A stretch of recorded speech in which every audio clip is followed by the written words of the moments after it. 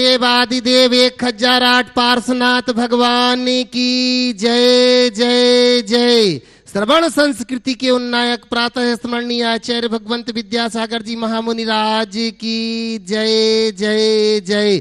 गुणायतन प्रणेता, भावना योग प्रवर्तक, शंका समाधान करता पूज्य मुनिवर श्री प्रखर वक्ता प्रमाण सागर जी महाराज की जय जय जय। मुनिवर श्री अरह सागर जी महाराज की जय जय जय। प्रिय बंधुओं, तीर्थराज सम्मेत शिखर की तलहटी गुणायतन परिसर में आयोजित नित्य प्रति शंका समाधान के कार्यक्रम में यहाँ पर उपस्थित एवं देश विदेश से जुड़े हुए उन सभी श्रद्धालुओं का जो कि पारस चैनल एवं प्रामाणिक ऐप के माध्यम से अपने घर में ही बैठ करके इस कार्यक्रम को देख सुन व आनंद ले रहे हैं, उन सभी का मैं गुणायतन श्री सेवायतन परिवार की ओर से हार्दिक हार्दिक अभिनंदन करता हूं। साथी बंधुओं, कार्यक्रम प्रारंभ हो उसके पूर्व पूज्य मुनि श्री के चरणों में कोटिशा वंदन करते हुए त्रिवार नमोस्तु करते हैं। भो स्वामी नमोस्तु नमोस्तु नमोस्तु। बंधुओं, पूज्य श्री का आशीष मिला, यही आशीष हमें प्रेरणा दे रहा है कोरोना काल में जीने के लिए। बंधुओं, जहां चारों ओर लोग कोरोना जैसी महामारी से जूझ रहे हैं, वहीं धन्य है पूज्य श्री का आशीष जो हमें संबल दिए हुए है, और उनके ही आशीष से बंधुओं अनेक लोगों ने गुणायतन से जुड़ने का भाव बनाया है। आज जो निर्वाण निधि के रूप में गुणायतन से जुड़े हैं, ऐसे स्वर्गीय जयंती प्रसाद जी, श्रीमती पद्मा जी, श्री अनुज जी जैन हाथरस से, उनके लिए बहुत बहुत धन्यवाद। साथ ही साथ रतन लाल जी, श्री अजित कुमार जी जैन टोंक से, श्री राजेश जी सुपुत्र श्री नेमी चंद जी जैन मुरैना से जुड़ी हुई निर्वाण निधि के रूप में, उनको गुणायतन परिवार की ओर से बहुत बहुत धन्यवाद। बंधुओं, वहीं निर्वाण निधि से जो सूत्रधार के रूप में जुड़े हुए हैं, ऐसे श्रीमती महेंद्री देवी जैन, धर्मपत्नी स्वर्गीय PS जैन, श्रीमती पंकज जैन, धर्मपत्नी श्री सुनील जी जैन न्यू दिल्ली से, इनका बहुत बहुत बहुत बहुत अभिनंदन करता है हमारा गुणायतन परिवार। बंधुओं, लगातार लोगों की भावना गुणायतन से जुड़ने की हो रही है। गुणायतन परिवार आपसे आह्वान करता है कि आप अगर इस विश्व का सर्वोत्कृष्ट कोई आयतन देखना चाहते हैं तो सम्मेत शिखर की तलहटी में आकर के आप गुणायतन को देख करके अपने उस सपने को साकार कर सकते हैं, जहां मिथ्यात्व से लेकर के बंधुओं 14वें गुण स्थान से और ऊपर चढ़ते चढ़ते बंधुओं सिद्धत्व तक की यात्रा को आप जीवंत रूप से यहां पर देखेंगे।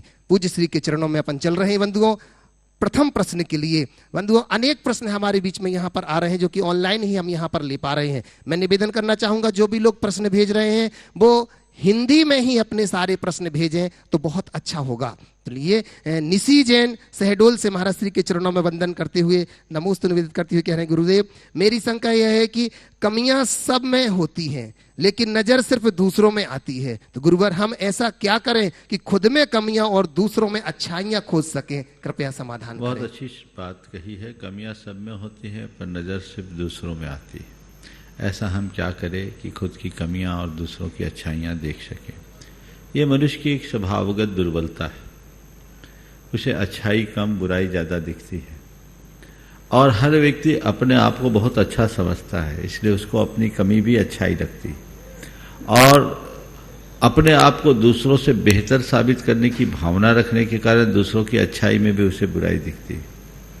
अगर हम चाहें कि हम अपनी कमियों को देखें और दूसरों की अच्छाइयों को देखें तो नित्य अपना आत्मालोचन करना शुरू करें, अपने अंतर विश्लेषण करके देखें, अपने भीतर झांके, सुबह से सोने तक की सारी घटनाओं की का विश्लेषण करें और देखें कि कहाँ कहाँ मेरी कमजोरी रही, मेरी कहाँ कहाँ कमियां रही, जिसे और सुधारा जा सकता है। उसे सुधारने की जो संभावना है उसे देख करके ध्यान रखें तो अपनी कमियों को बखूबी दूर किया जा सकता है खुद के अंतर विश्लेषण से। और जो भी कमियां हमें दिखे उन्हें रेखांकित करते हुए उन्हें दूर करने के लिए हम संकल्पित हों। और दूसरों की अच्छाइयां देखने के लिए एक वाक्य को हमेशा ध्यान रखें, मुझे गुणग्राही बनना है, मुझे गुणग्राहक बनना है, मुझे गुणग्राहक बनना है, मुझे गुण देखना है, मुझे अच्छाई देखना है।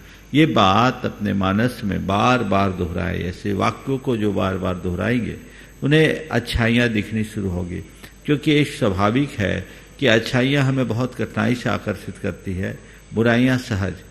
वातावरण में भी हम देखते हैं धुआं बहुत तेज़ी से फैलता है, सुगंध धीरे धीरे फैलती है, ये स्वाभाविक प्रवृत्ति है। अच्छाइयों को पनपने में समय लगता है, बुराइयाँ बहुत तेज़ी से फैलती है। हमारे लिए दूषित हवा का प्रभाव बहुत जल्दी पड़ता है, अच्छी हवा का भले प्रभाव पड़े भी या न भी पड़े। तो ये बुराइयों का जन्मजात संस्कार होने के कारण ऐसा होता है, इसलिए उनके प्रति हमें जागरूक रहना ही चाहिए। महाराज श्री सतना नागौद से अर्जुन जी तोमर नमोस्तु निवेदित करते हुए कह रहे हैं कि महाराज श्री हमें आपके प्रवचन बहुत अच्छे लगते हैं, हम प्रतिदिन प्रवचन सुनते हैं एवं शंका समाधान भी देखते हैं। मैं जाति से तोमर हूं, मेरा एक क्वेश्चन है कि अपने मन और इंद्रियों को कैसे बस में करें, कृपया समाधान करें।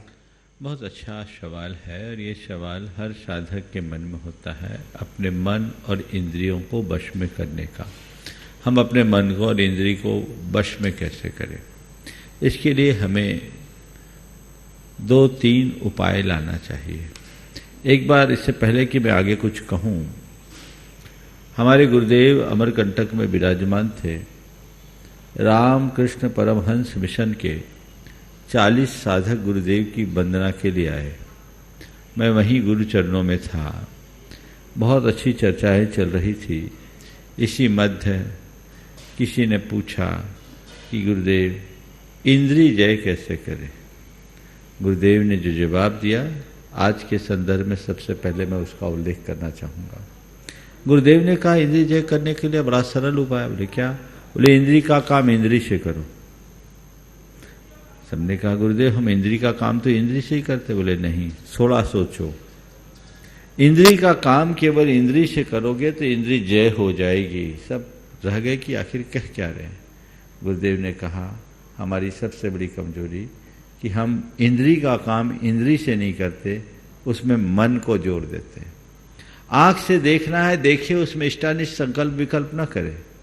कान का काम सुनना है, सुने, उसमें इष्टानिष्ट संकल्प विकल्प न करें। जिह्वा का काम है स्वाद लेना, स्वाद ले, उसमें इष्टानिष्ट विकल्प संकल्प न करें।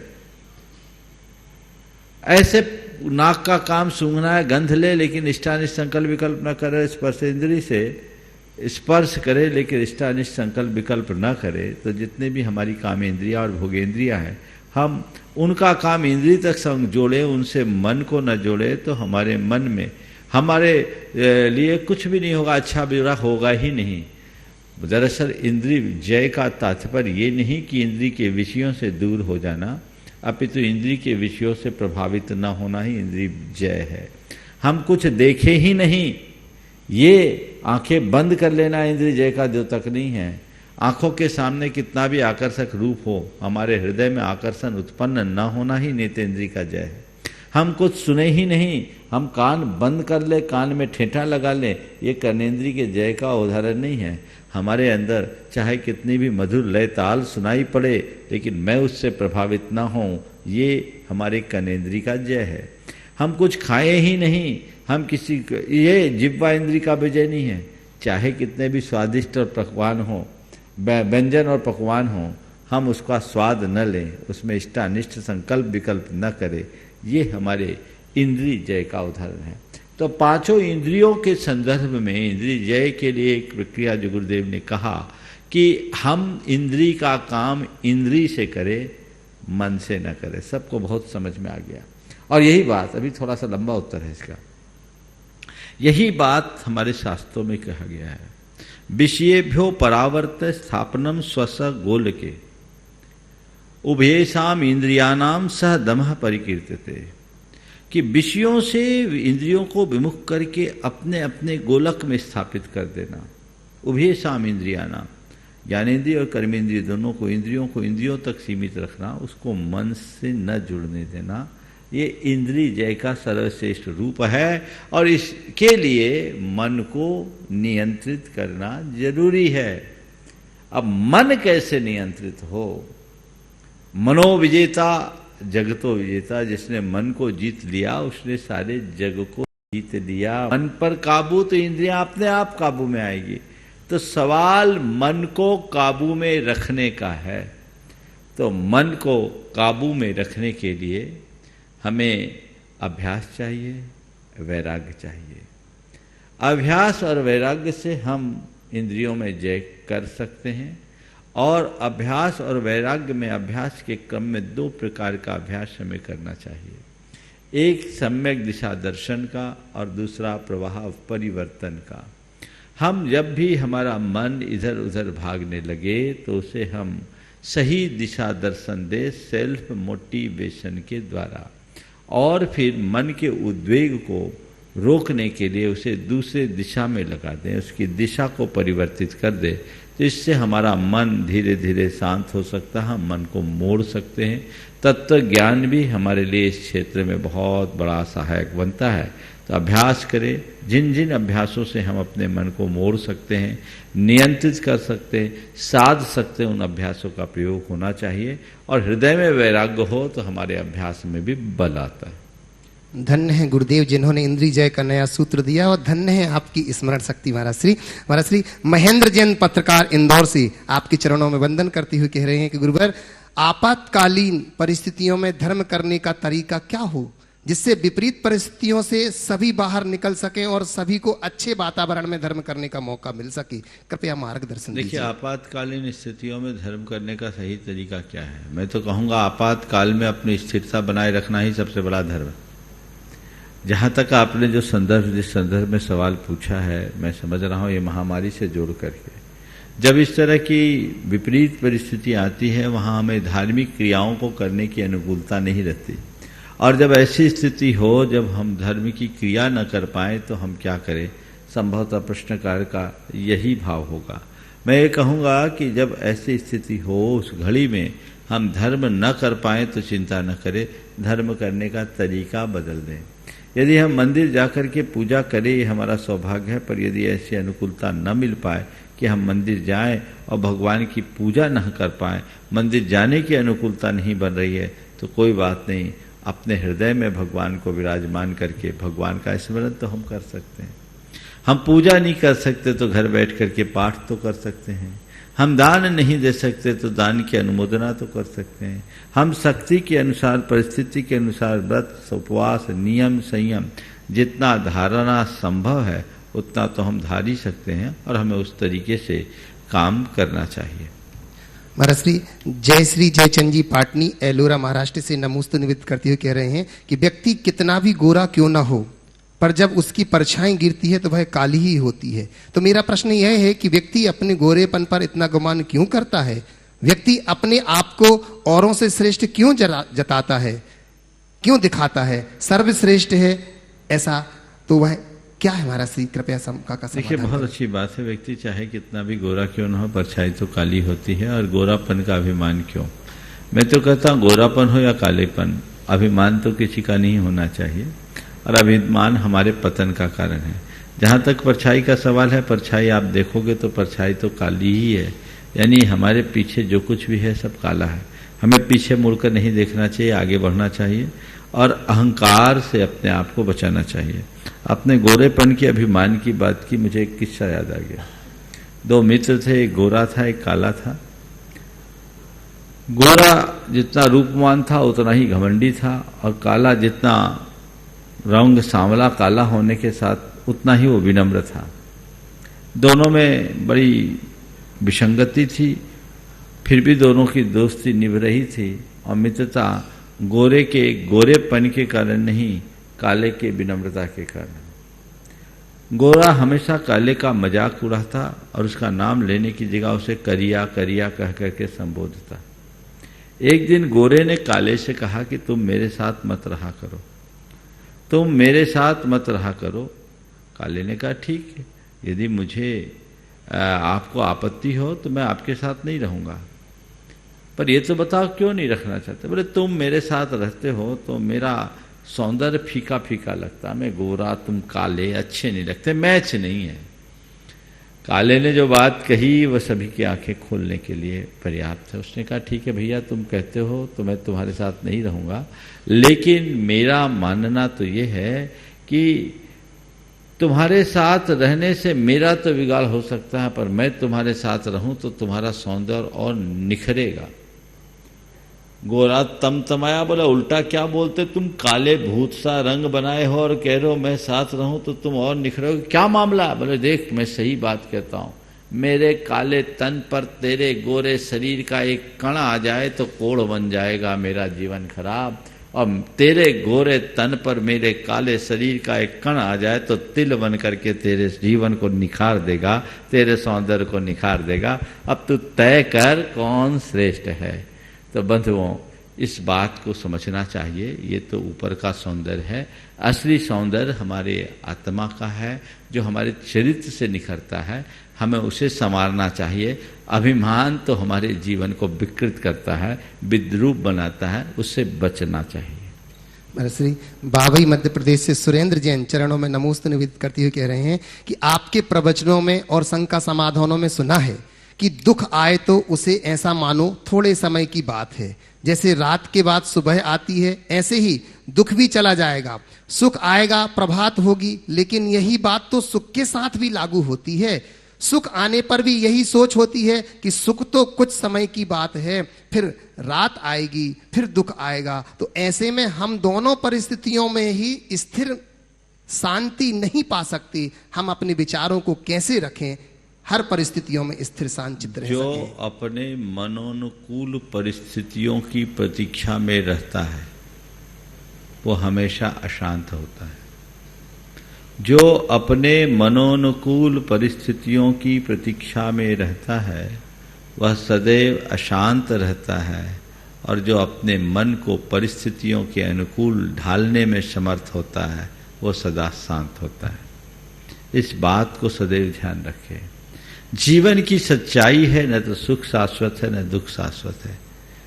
ये आज है, कल रहे न रहे, इसलिए न इनमें आसक्त हो, न इनका अभिमान करो, न इनसे दुखी हो, न इनमें ज्यादा खुश हो।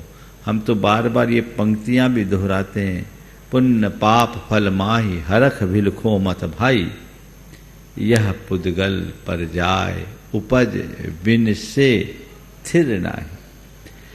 ये तो क्षण क्षयी है, आज है कल रहे न रहे, इसलिए इनसे प्रभावित होने में कोई लाभ नहीं है।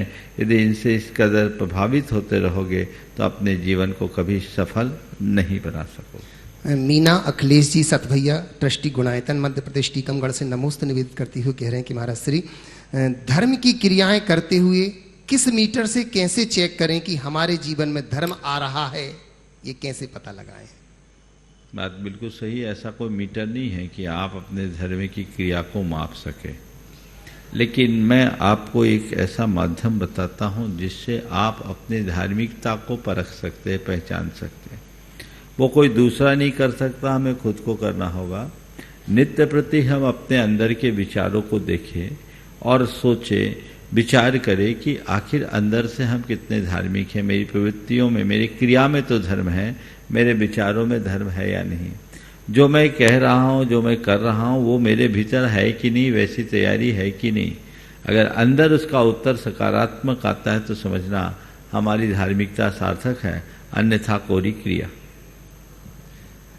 महाराज श्री पंकज जी कानपुर नगर से आपके चरणों में वंदन करते हुए कह रहे हैं कि महाराज श्री, मैंने कई बार अपनी शंकाओं को आपके पास भेजा है। मुझे ऐसा लगता है कि मेरी शंकाएं जो है महत्वहीन तो नहीं है कहीं। हे गुरुवर, मैंने अपने नेत्रों का दान कर दिया है। हे श्रेष्ठ मुनि, अब मैं अपने पूरे शरीर का दान करना चाहता हूं। मरणोपरांत शरीर जला ही दिया जाता है, तो क्यों ना किसी के काम आ जाए। हे श्रेष्ठ मुनि, कुछ लोगों का कहना है कि ईश्वर ने यह शरीर और अंग केवल मेरे लिए ही दिए हैं, और मेरे हमेशा यह डर बना रहता है कि मेरे अंग किसी अधर्मी व्यक्ति को ना लग जाए। तो मैंने सुना है कि अंग दान जीवन दान होता है। ईश्वर ने सबको एक निश्चित समय के लिए पृथ्वी पर भेजा है। कहीं मैं ईश्वर के निर्णय के विपरीत तो नहीं जा रहा हूं?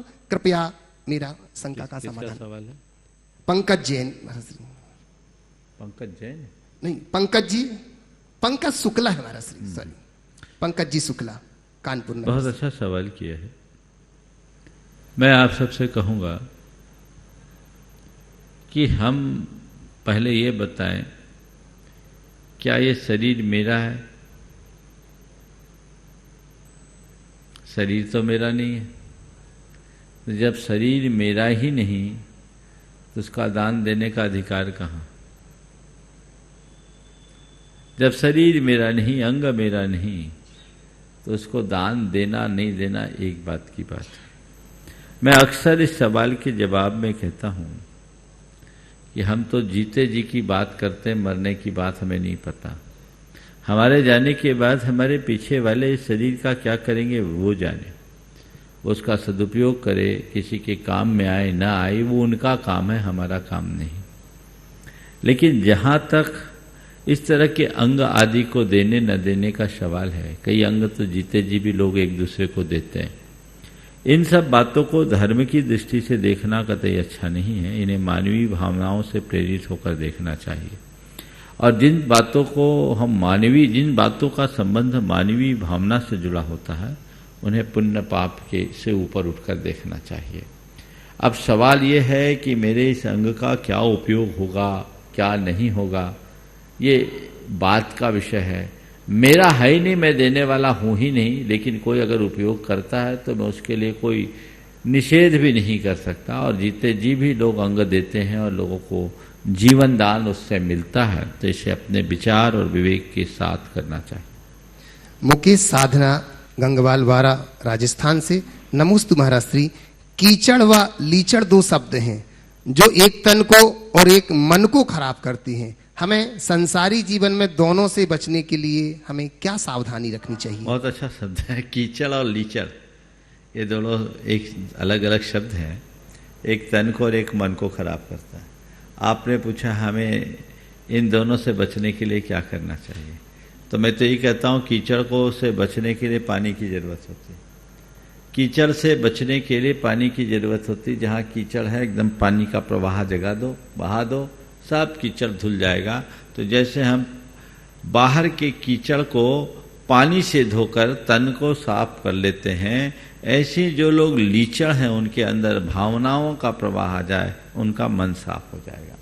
पानी के प्रवाह से तन के कीचड़ को धोया जा सकता है और भावनाओं के प्रवाह से मन के लीचड़पन को दूर किया जा सकता है। जिसके हृदय में भावना है, लीचड़पन समाप्त होगा, उदारता आएगी, विशालता होगी, चिंतन में व्यापकता आएगी और जीवन में संवेदनशीलता होगी, तभी वो अपने जीवन को आगे बढ़ा सकेगा। महाराज श्री प्रिया जैन केरला कायम कुलम से आपके चरणों में वंदन करती हुई कहना चाह रही हैं कि महाराज श्री बहुत सारी गर्भवती महिलाओं को गर्भ काल में भावना योग करना बहुत अच्छा लगता है, तो महाराज श्री 48 मिनट का भावना योग गर्भवती महिलाओं के लिए आप जरूर कराएं, ऐसा वो नमोस्तुनित कर रही हैं। देखिए, भावना योग के तो अनेक प्रारूप आप लोगों को उपलब्ध है।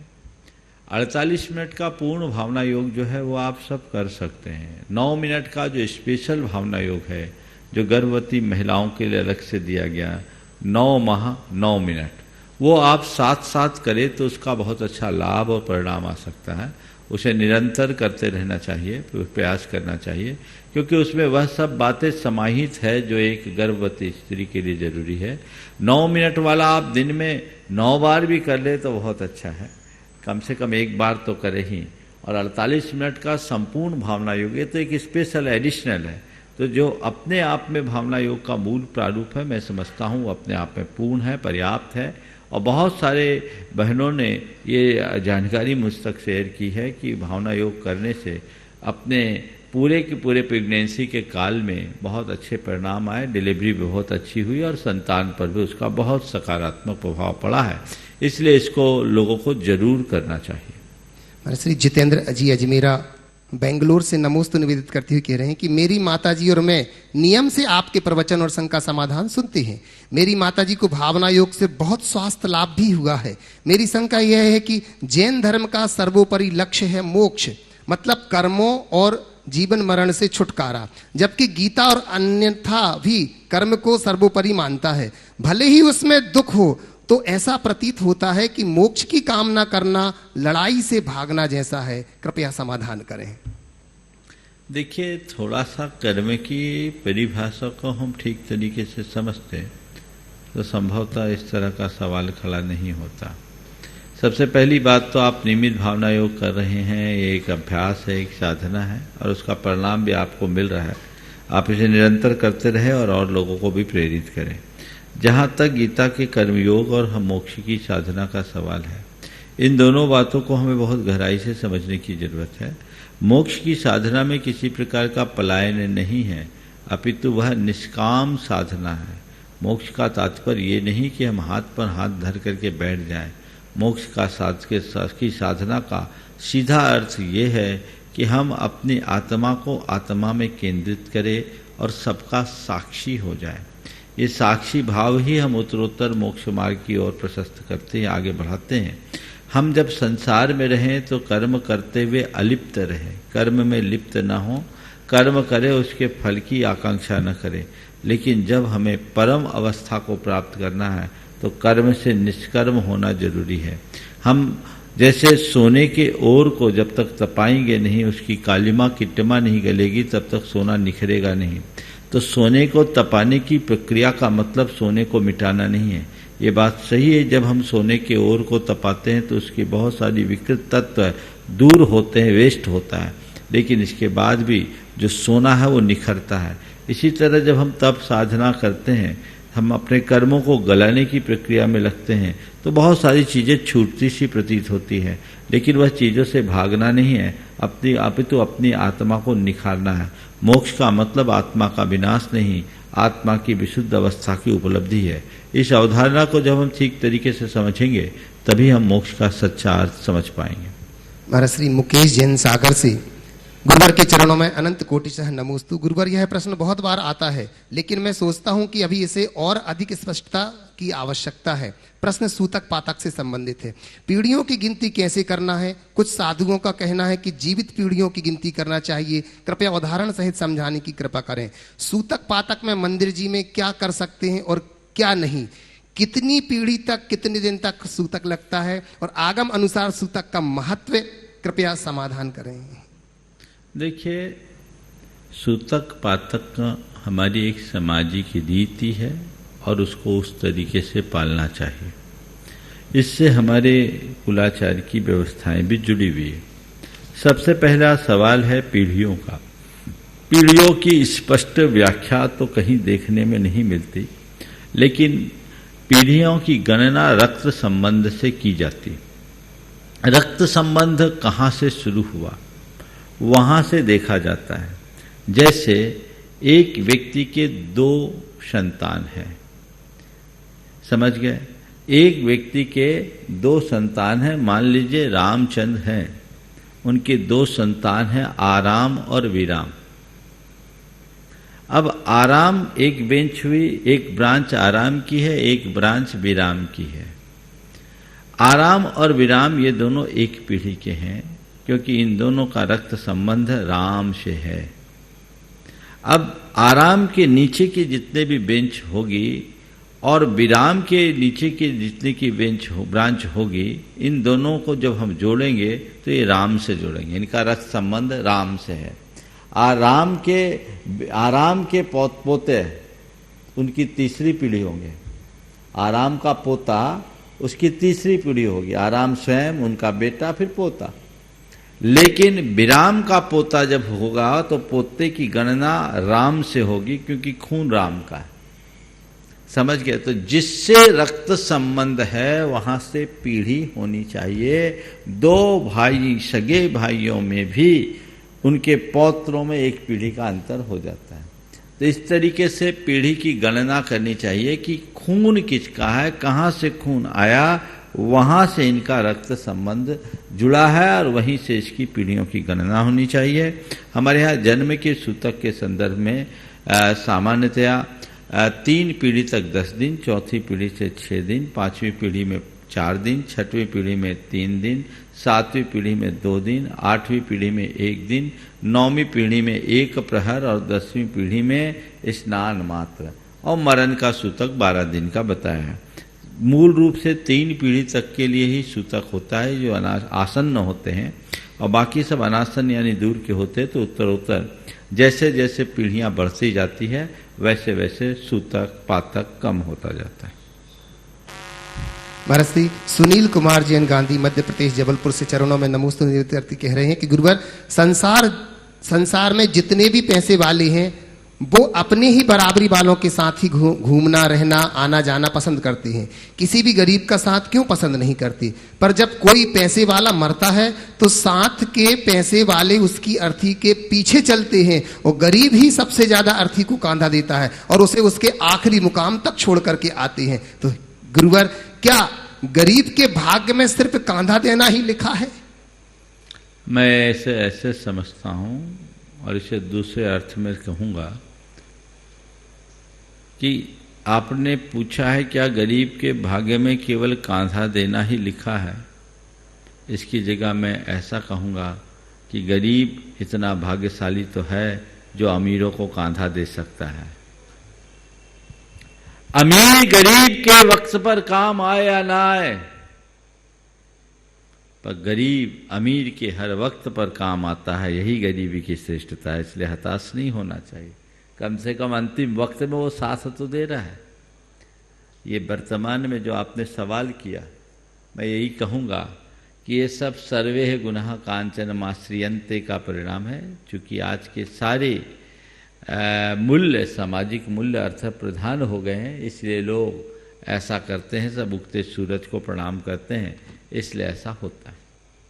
महाराज श्री डॉक्टर रश्मि गुप्ता भरतपुर राजस्थान से चरणों में नमोस्तु निवेदित करते हुए कह रहे हैं कि मेरा प्रश्न यह है कि गुरुदेव, पिंडस्थ ध्यान और पदस्थ ध्यान में क्या अंतर है? और पिंडस्थ ध्यान में कुछ शब्दों का अर्थ स्पष्ट नहीं हो पाया, जैसे देहातीतो हम, विदेहो हम, निसंग परिग्रहितो रहितो हम। कृपया समझाने का कष्ट करें। देखिए, पदस्थम माह मंत्र वाक्यस्थम, किसी एक मंत्र पद का ध्यान करना पदस्थ ध्यान है। जैसे ओम का ध्यान करना, असिया उषा का ध्यान करना, ह्रीम का ध्यान करना, नमोकार मंत्र का ध्यान करना, कोई भी मंत्र के पद का ध्यान करना पदस्थ ध्यान है। और पिंडस्थ ध्यान जो है वह अपने आत्मा के स्वरूप का चिंतन, देह रूप पिंड में विराजमान आत्मा का चिंतन पिंडस्थ ध्यान। जैसे देहातीतो हम, आपने जो मंत्र पूछा, अर्थ पूछा है, मैं शरीर से भिन्न हूँ, अतीत हूँ, परे हूँ। विदेहो हम, मैं देह रहित हूँ। निस्संगो हम, मैं परिग्रह से रहित हूँ। परिग्रह रहितो हम, मैं परिग्रह से रहित हूँ। शुद्धो हम, मैं शुद्ध चैतन्य स्वरूप हूँ। चिदानंदो हम, मैं चैतानंद स्वरूप हूँ। चिदात्मको हम, मैं चैतन्य स्वरूप हूँ। इस तरह के कोई वाक्य, सो हम, मैं मेरे भीतर विराजमान शुद्ध ज्ञान स्वरूप जो चेतनात्मा है वह मैं हूँ। इस तरह के किन्हीं भी वाक्यों का आलम्बन लेकर, इन पदों का आलम्बन लेकर जो हम इन्हें बार बार दोहराते हैं और अपने भीतर वैसा महसूस करते हैं, तो ये एक प्रकार का पिंडस्थ ध्यान है। भावना योग के अंतिम चरण में जो ये भावनाएं हैं वह भी एक प्रकार से हम पिंडस्थ ध्यान के रूप में देख सकते हैं। महाराज श्री, महाराष्ट्र से एक प्रश्न आया है कि हमारे यहाँ महीने के अष्टमी चतुर्दशी को भक्तांबर का पाठ होता है। हर महीने हमारे यहाँ अष्टमी और चतुर्दशी को भक्तांबर का पाठ होता है, नमोकार का पाठ होता है, परंतु इस पाठ के होने के बाद हाउजी होती है। तो महाराज श्री, इससे हमें पुण्य अर्जन होगा या कि पाप लगेगा? देखिए, धार्मिक क्रियाएं करना अच्छी बात है, लेकिन धार्मिक क्रियाओं के बाद ऐसा काम नहीं करना चाहिए जो अधर्मपूर्ण हो जाए। हौजी आदि करना, और आजकल जो भी टीवी में प्रोग्राम होते हैं उससे ही जोड़ करके लोग कार्यक्रम कर देते हैं और इसे सांस्कृतिक कार्यक्रम का रूप देते हैं। मैं कहता हूँ ये सब असांस्कृतिक कार्यक्रम है।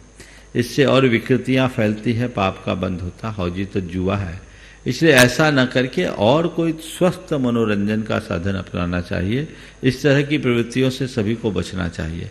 आप अगर एक दूसरे से मेल मिलाप करना है, गेट टुगेदर करना है, मुझे उससे कोई असहमति और आपत्ति नहीं है, लेकिन जब कभी भी ऐसा कुछ करे तो ऐसा करे कि वो व्यसन न हो, धर्म सम्मत हो, अधर्म पोषक नहीं।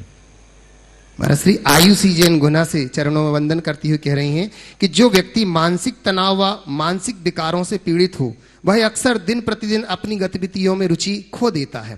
वह अपने खुशहाल जीवन जीने के लिए किस प्रकार अपने आप को प्रेरित करे? कृपया मार्गदर्शन करें। स्वाभाविक है, जो मानसिक विकृतियों से, बीमारियों से ग्रसित है, जैसे किसी भी प्रकार का डिसऑर्डर है, वो अपने जीवन का रस खो चुका होता है, सामान्य जीवन नहीं होता। लेकिन उसे पुनः चैतन्य होना है तो मैं कहूँगा उसे ज़्यादा कुछ करने की जरूरत नहीं है। वो दो काम करे, एक तो भावना योग करे और नियमित प्रवचन सुनना शुरू कर दे। सैकड़ों लोगों ने अपने अनुभव बताए हैं कि उनकी आज सारे अवसाद, डिप्रेशन से बाहर आ गए, बहुत अच्छे से आए। ऐसा करने से बहुत फर्क पड़ता है।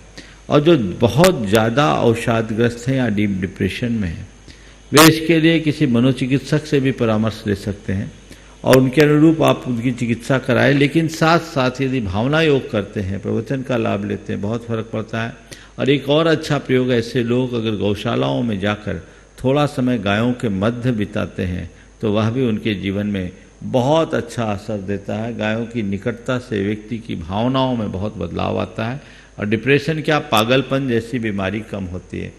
पूना में मुझे जानकारी दी गई थी, इसी मंच से कई बार डॉक्टर सुहास ने बताया भी है कि संत तुकाजी राव, एक पूना की गौशाला, तुकाराम गौशाला है, वहाँ उन्होंने जिसने गौशाला की स्थापना की तो वो क्या करते थे कि सड़क चलते जितने भी पागल लोग होते थे उन्हें गौशाला ले जाए और उनको गायों के बीच रखे और 6 महीने में उस पागलपन खत्म।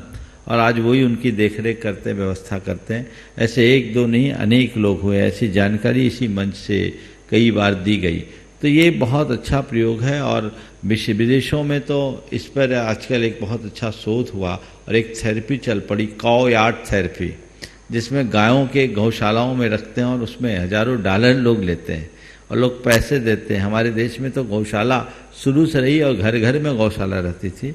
तो जहाँ आप गायों के बीच रहें, उनके साथ उनको सहलाएं, उनको खिलाएं, उनको चारा पानी दें, तो इससे बहुत कुछ परिवर्तन आ सकता है।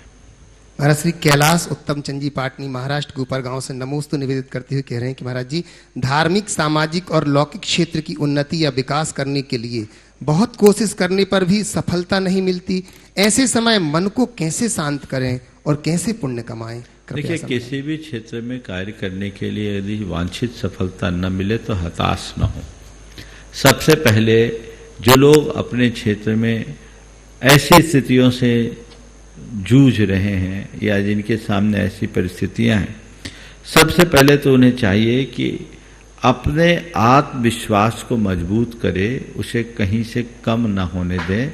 आज सफल नहीं हुआ लेकिन मैं सफल हो सकता हूं। अपने मनोमस्तिष्क में ये बात न रखें कि मैं सफल नहीं हो रहा हूं, सफल नहीं हो रहा। अपना आत्मविश्वास पक्का बना करके रखें। दूसरी बात, सतत प्रयास जारी रखें। आज नहीं तो कल, आज नहीं तो कल हम निश्चित होंगे सफल।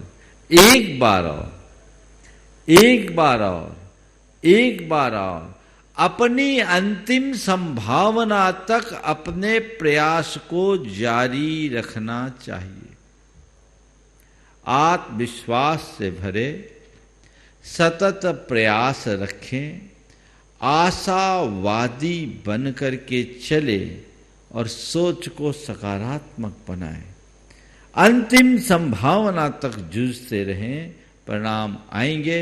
हम अनेक ऐसे उदाहरणों को देखे हैं जिन्होंने कई बार लगा जैसे कि हार गए हैं, लेकिन हारी हुई बाजी को भी अंतिम क्षणों में पलटा है और वह उनके जीवन के लिए एक श्रेष्ठ अवसर के रूप में परिवर्तित हुआ है।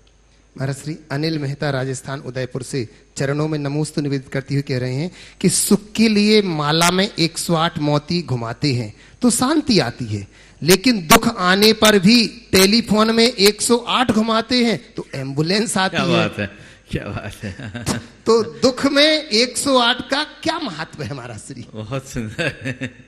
सुख के लिए हम माले की 108 दाना घुमाते हैं तो शांति आती है, और दुख के क्षणों में 108 घुमाते हैं तो एम्बुलेंस आती है। ध्यान रखना, हमें शांति की अपेक्षा कब है? जब अशांति हो, है ना। तो हम सामान्य अशांति में पूरे 108 दाने घुमाते हैं क्या? ताकि हमारी शांति बरकरार रहे।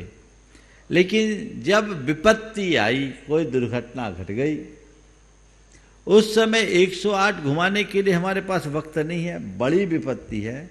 तो बड़ी विपत्ति के लिए 108 ये तो परमेश्वर का अंक है, वो 108 घुमा दो तो परमेश्वर की कृपा से एम्बुलेंस आएगी, ऐसे नहीं आएगी।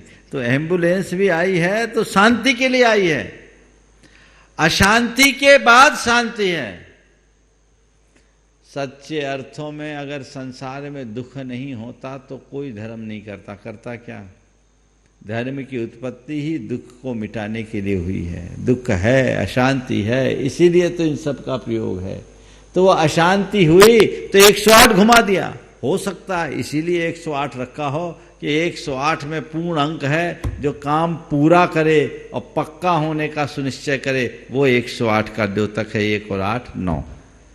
महाराज श्री विदित जैन गुड़गांव से नमोस्तु निवेदित करते हुए कह रहे हैं, गुरुवर जब हम आपको पता है कि हम पंचम काल के काल दोष के कारण निर्वाण प्राप्त नहीं करते और जीवन मरण से मुक्त नहीं हो सकते, तो फिर वीतरागता का भाव धारण करने के पीछे क्या अभिप्राय है? क्यों ना कुछ ऐसे कार्य करते रहें जिससे सभी का जीवन सुखी हो सके। यह प्रश्न मैं साधु और श्रावक सभी के मनोगत भावों के अभिप्राय से पूछ रहा हूं कि साधु जीवन जीने से भी निर्वाण यात्रा की ओर अग्रसर नहीं हुआ जा सकता, तो फिर गृहस्थ जीवन में रहकर के ही जन कल्याण क्यों ना किया जाए? गुरुवर कृपया समाधान करें। बात बिल्कुल सही है, मोक्ष नहीं मिलता। मुझसे आज एक बार किसी ने इसी तरह का सवाल पूछा कि महाराज आज तो मोक्ष है नहीं। बोले नहीं है। बोले आप मुनि क्यों? बोले मैं मोक्ष के लिए मुनि बना ही नहीं, मुझे मोक्ष चाहिए नहीं। पहले तो बोला महाराज मोक्ष नहीं चाहिए तो मुनि क्यों? बोले हाँ मुझे मोक्ष नहीं चाहिए, मुनि बन गया। तो क्यों बने? हमने कहा भैया मोक्ष नहीं है, मोक्ष मार्ग तो है। आज मैं मोक्ष मार्ग पर चलूंगा तो कल मोक्ष तक पहुंचूंगा। मेरी दूरी लंबी है, मैं अपनी दूरी को कम कर रहा हूं, मंजिल की ओर बढ़ रहा हूं। फिर मैंने उससे दूसरे उल्टा कहा, किसने कहा आज मोक्ष नहीं है? मोक्ष तो आज है और मोक्ष मिल रहा है, मुक्ति है। महाराज आज मुक्ति है, पंचम काल में तो मुक्ति नहीं, ऐसा शास्त्रों में हमने सुना। हमने कहा गलत सुना। अभी आप कह रहे थे मोक्ष नहीं, आप मोक्ष मार्ग के लिए, बोले वो भी सही कहा था। अब आप उल्टा कह रहे हैं, बोले ये सही कह रहा हूं। बोले महाराज दोनों बातें कैसे? मैंने ठीक से बोल रहा हूं, समझ के बोल रहा हूं। आज भी मुक्ति है। मुक्ति है महाराज? हाँ। कैसी मुक्ति? मैंने कहा दुखों से मुक्ति है, दोषों से मुक्ति है, दुर्बलताओं से मुक्ति है और दुर्गुणों से मुक्ति है। जो व्यक्ति साधना करता है वो दुख से मुक्त होता है, दोषों से मुक्त होता है, दुर्बलताओं से मुक्त होता है, दुर्गुणों से मुक्त होता है। मैं इन्हें दूर करने की प्रक्रिया में लगा हूं। जिस दिन मेरे दोष, दुर्बलता और दुर्गुण मिट जाएंगे, पूरी तरह मिट जाएंगे, मेरा दुख पूरी तरह मिट जाएगा। और जब मेरा दुख पूरी तरह नष्ट हो जाएगा वही तो मोक्ष हो जाएगा। मोक्ष है क्या? तो जब तक है, जब मोक्ष मिलेगा तो मिलेगा। जिन्होंने भी मोक्ष पाया एकाएक नहीं पाया, उसके लिए उसे सतत प्रयास करना पड़ा। हम कोई पेड़ लगाते, एक आम का पेड़ लगाए तो आम में पेड़ लगते ही फल थोड़ी मिलता, और फल तो तभी लगता है जब उसका सीजन आता है। लेकिन अभी ऑफ सीजन, अभी पेड़ लगाने की क्या जरूरत? जब सीजन आएगा तब पेड़ लगाओगे तो फलेगा कब? आज पेड़ लगाओगे तो सीजन में आने पर आम फलेगा। तो इस पंचम काल में आज तुम मोक्ष मार्ग पर चलोगे तो कभी तुम्हारी आत्मा की पात्रता बढ़ेगी और तुम मोक्ष पा सकोगे। ध्यान रखना, जब भी ये मोक्ष का फल मिलेगा इसी पेड़ में लगेगा, कोई दूसरे पेड़ में नहीं, पर वो सीजन में ही लगेगा। इसलिए हम जिस मोक्ष की बात करते हैं, पूर्ण मुक्ति आज भले नहीं है, लेकिन दोषों, दुर्बलताओं, दुर्गुणों और दुखों से मुक्ति तो अभी भी है और मैं हर पल उसका अनुभव करता हूं। आप भी कर सकते हैं। जहां तक जन कल्याण के कार्यों का सवाल है, करना चाहिए, अच्छी चीजें करिए, जितना बन सके करिए, लेकिन ये ध्यान रखना जन कल्याण अपने लिए एक सामाजिक और लौकिक दृष्टि से अच्छा है, पर पारमार्थिक दृष्टि से जो व्यक्ति आत्म कल्याण के साथ चलता है वो आत्म कल्याण और जन कल्याण दोनों का भागीदार बन जाता है। महाराज श्री हजारीबाग से हीरा जी बड़जात्या नमोस्तु निवेदित करते हुए कह रहे हैं कि महाराज जी आप तो समय से समय को समय पर समझकर पर समय का त्याग करके स्वसमय में लीन होकर के समय सार बन गए। महाराज श्री आप तो समय से समय को समय पर समझकर पर समय का त्याग करके स्वसमय में लीन हो गए, समयसार बन गए, और वही हमने समय से समय को समय पर नहीं समझा, इसलिए समय खराब करने पंचम काल कोरोना काल में आ पड़ा। अब हम ऐसा क्या करें कि फिर समय खराब करने के लिए छठे काल में नहीं जाना पड़े, कृपया समाधान करें। कम से कम कविता करके समय तो खराब न करें। बहुत अच्छी बात कही इन्होंने, बहुत अच्छा संयोजन भी किया है। वस्तुतः जो समय को पहचानता है, समय हमेशा उनके साथ चलता है, और जो समय को नहीं पहचान पाते वो समय अनुरूप कुछ नहीं कर पाते। हम समय को पहचाने और समय के अनुरूप कार्य करें। राजेश जैन आरआई जय विद्या परिवार गोपालगंज सागर से नमोस्तु निवेदित करते हुए कह रहे हैं कि गुरुवर, प्रकृति का यह कैसा न्याय, कांटे और कीचड़ के बीच कमल खिलते हैं और उपवन तैयार होता है, जबकि चिंता, ईर्ष्या और क्रोध रूपी कांटे जीवन के उपवन को नष्ट कर देते हैं, कृपया समाधान करें। कांटे और कीचड़ के बीच उपवन और कमल खिलता है, लेकिन ईर्ष्या और क्या लिखा, चिंता, ईर्ष्या और क्रोध रूपी कांटे जीवन के उपवन को नष्ट कर देते हैं। बहुत सही बात है। एक उपवन में कांटे हैं, फिर भी उपवन पूर्ण मुस्कान के साथ खड़ा होता है, बल्कि इन कांटों के मध्य भी वो खिला रहता है और उसमें उसकी शोभा होती है। कीचड़ में उगने के बाद भी कमल खिलता है, हमें बहुत बड़ी प्रेरणा देता है। इन दोनों बातों से ये बात तो पूरी तरह सुस्थापित हो जाती है कि हमारा जीवन विसंगतियों से भरा हुआ है।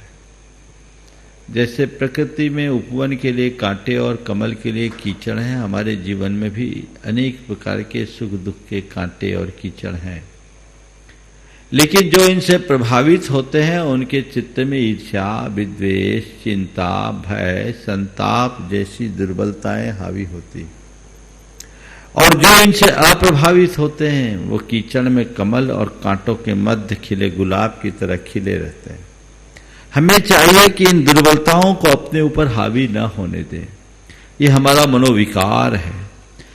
ईर्ष्या कब होती है? जब हम किसी दूसरे की प्रगति को नहीं सह पाते।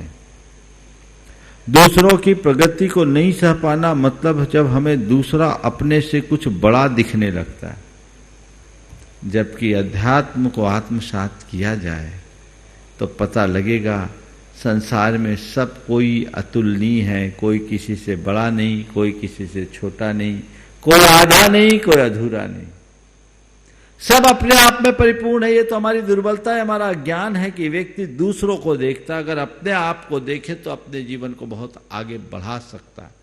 ये ओछी मानसिकता है। तो ईर्ष्या जैसे भाव में अज्ञानी भरता है, चिंता, भय, संताप से अज्ञानी ग्रसित होता है, और ज्ञानी इन्हीं परिस्थितियों में अपने जीवन में सकारात्मक प्रेरणा जगा करके जीवन में व्यापक बदलाव घटित कर लेता है। महर्षि प्रमोद कुमार जैन पापड़ीवाल महावीर नगर दुर्गापुरा जयपुर से नमोस्तु निवेदित करते हुए कह रहे हैं कि इस चकाचौंध भरे आधुनिक युग में भी आपके मंगल प्रवचन, शंका समाधान, भावना योग, गुणायतन सब सुपर डुपर हिट हैं, जिसके लिए हम सभी आपके सदैव ऋणी रहेंगे। मेरी भावना यह है कि हमें आप अब कौन सी नई चीज देने जा रहे हैं, कृपया थोड़ा सा खुलासा करें। कौन सी नई चीज देने जा रहे हैं? पहले जो दे रहे हैं वो तो पूरी हो जाने दो, वो पूरी होगी फिर आगे की बात करेंगे। अभी जो है वो चलने दो। मैं तो ये कहता हूँ लेने वालों के पास दृष्टि होनी चाहिए। देखा जाए तो प्रकृति हमें हर पल कुछ न कुछ नया देती है। प्रकृति हमें नया दे रही है, हम ले। हर दिन हमारे लिए एक नई सुबह के रूप में आता है, और नई सुबह के साथ हम अपने जीवन में नयापन घटित करें जो हमारे जीवन के पथ को प्रशस्त करे। श्री प्रवीण सिंघई गढ़ाकोटा जिला सागर से नमोस्तु निवेदित करते हुए कह रहे हैं कि जीवन में कृतज्ञता के गुण का क्या महत्व है एवं अपने जीवन में इस गुण का किस प्रकार उपयोग करना चाहिए। देखिए, बहुत अच्छा सवाल है। कृतज्ञता मनुष्य का बहुत श्रेष्ठतम गुण है। कृतज्ञता का मतलब क्या है? किए गए उपकारों का स्मरण। हमारे यहाँ कहा गया कृतज्ञता मानवता की पहचान है। कुरान काबा में एक बहुत अच्छी बात की गई कि और सब पापों का प्रायश्चित तो फिर भी संभव है, पर अभागे कृतघ्नि का कभी उद्धार नहीं होगा। कृतघ्न वह है जो दूसरों के एहसान फरामोश हो जाए, और कृतज्ञ वह है जो हमेशा दूसरों के एहसानों को याद रखे। दूसरों के द्वारा किए गए छोटे से उपकार को भी कभी विस्मृत न करना कृतज्ञता की पहचान है, क्योंकि अवसर पर किया गया छोटा सा उपकार भी महान होता है। तो हम लोग रोज बोलते हैं, हूँ नहीं कृतज्ञ कभी मैं द्रोह न मेरे उर आवे, मैं कभी किसी के प्रति कृतज्ञ न बनूं। ये मनोभाव हमारे अंदर होना चाहिए। मन में कभी किसी ने हमें छोटा सा भी उपकार किया है तो हम उसके प्रति जीवन भर याद रखें, उसके ऋणी बने रहें, और ये मनुष्य की मनुष्यता की पहचान है।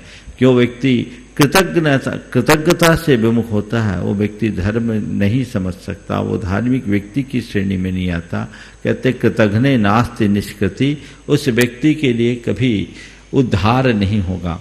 इसलिए हमें सबके प्रति कृतज्ञ होना चाहिए। प्रकृति हमें कृतज्ञता का पाठ पढ़ाती है और हर मनुष्य को अपने जीवन में इस कृतज्ञता के गुण को अपनाना चाहिए।